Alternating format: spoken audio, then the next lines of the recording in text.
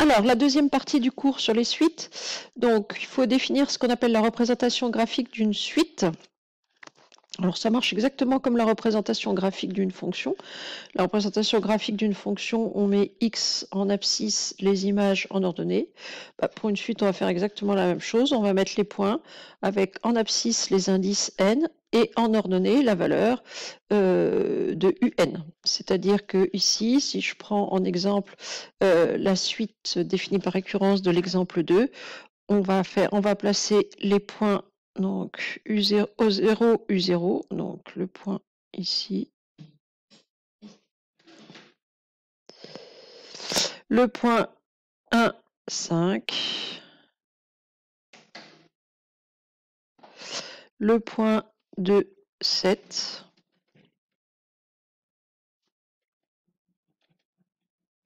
le point de coordonnées 3, 11, 3, 11,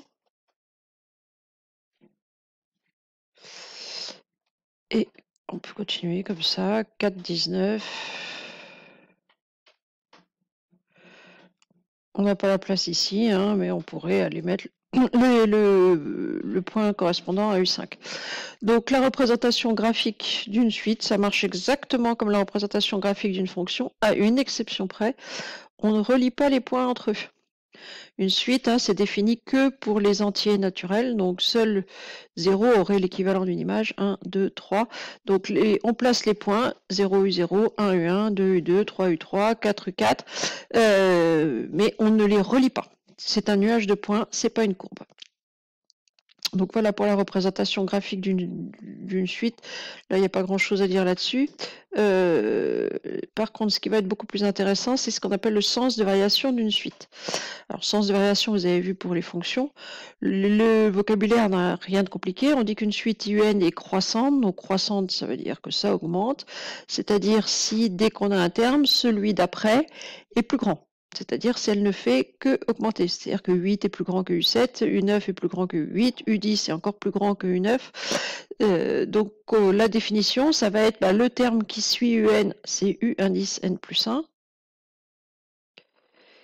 Il est plus grand ou égal à UN. Décroissante, c'est dans l'autre sens, c'est-à-dire que ça diminue. Donc le terme qui suit UN est plus petit que UN lui-même, c'est-à-dire que U indice N plus 1 est lui plus petit que UN. Et on dit qu'une suite est constante si, pour tous les entiers, constante, elle ne change pas de valeur, c'est-à-dire que U indice N plus 1 est égal à U indice N. Alors, en pratique, ce qu'on fait pour montrer qu'une suite est croissante ou décroissante. En pratique,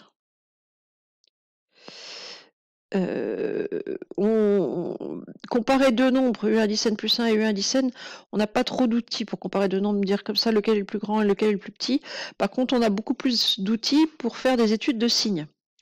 Donc, plutôt que de comparer U indice N plus 1 et U indice N, on étudiera le signe. On étudiera le signe de U indice N plus 1 moins U indice N. Alors pourquoi ça va nous renseigner? Eh bien, si ce UN plus 1 moins U indice N est positif,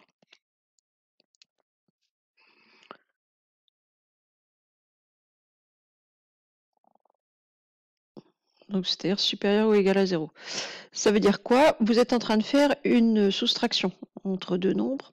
Si le résultat est positif, c'est que vous avez fait le plus grand moins le plus petit, c'est-à-dire ce qu'on vous demandait de faire lorsque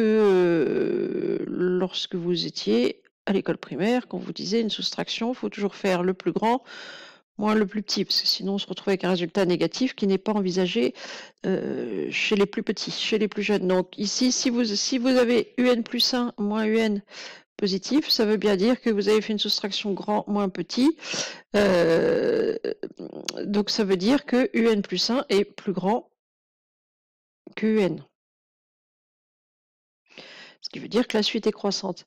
Et si un plus 1 moins un, oh c'est très mal écrit ça, moins un est négatif, à l'inverse, c'est que votre soustraction, vous avez fait du petit moins du grand. Donc du petit moins du grand, ça veut dire que un 10 n plus 1 est plus petit que un 10 n. Et donc dans ce cas-là, la suite un, elle est décroissante. Donc en pratique, quand vous voulez montrer qu'une suite est croissante ou décroissante, en général, le plus simple, c'est de faire un 10 n plus 1 moins un 10 n et d'étudier son signe. Deuxième cas de figure, ce qui peut arriver, ça, sur certains exemples, ce sera plus facile, mais ça ne fonctionne que si tous les termes de la suite UN sont positifs.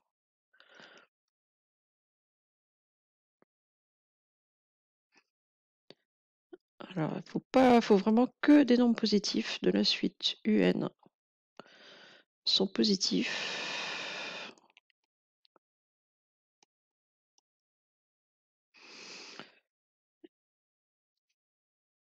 On peut aussi étudier, on peut aussi comparer plutôt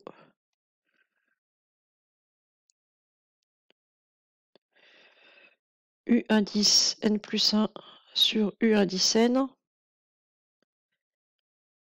avec 1. C'est-à-dire vous prenez le quotient et vous regardez s'il est plus grand ou plus petit que 1. En effet, si U indice n plus 1 sur U indice n est plus grand que 1, ben ça veut dire que dans votre fraction, le plus grand nombre est en haut. Donc ça veut dire que U indice n plus 1 est plus grand que U indice n. Et si U indice n plus 1 sur U indice n est plus petit que 1, ça veut dire que vous avez une fraction avec le plus petit nombre en haut, c'est-à-dire que ça veut dire que U indice n plus 1 est plus petit que U indice n, et donc ça veut dire que votre suite est décroissante. Donc suivant l'allure de votre fonction, pour montrer qu'une suite est croissante ou de votre fonction, de votre suite, pour montrer qu'une suite est croissante ou décroissante, alors le plus fréquent c'est ça, c'est l'étude du signe de la différence entre UN plus 1 et UN. Il peut arriver qu'on soit amené à faire U1 10 n plus 1 sur U1 10 n, et à ce moment-là on le compare non pas à 0 mais à 1. Mais ça, cette technique-là ne va être valide que si tous les termes de la suite sont positifs. Voilà, on ne va pas s'embarquer à faire ça sur autre chose. Voilà, bah vous savez à peu près tout ce qu'il y a à savoir sur les suites. C'est tout pour ce cours.